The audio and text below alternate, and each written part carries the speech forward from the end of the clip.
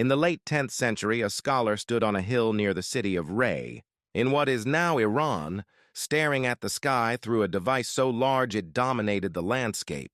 It wasn't a telescope, those wouldn't exist for another 6 centuries. It wasn't a computer, those were beyond imagination.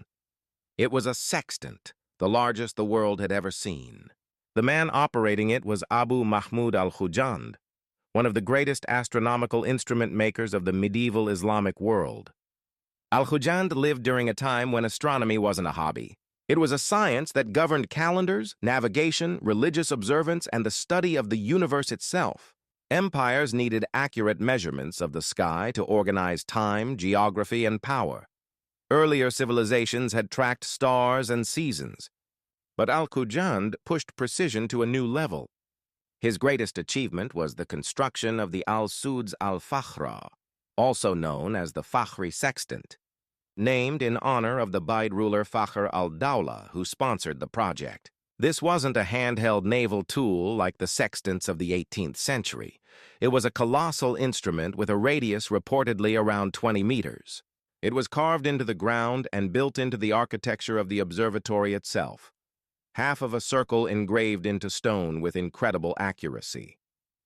With this instrument, Al-Hujand made one of the most important measurements in pre-modern astronomy.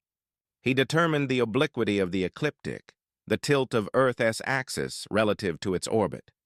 This tilt is responsible for the seasons, and its value changes slowly over time.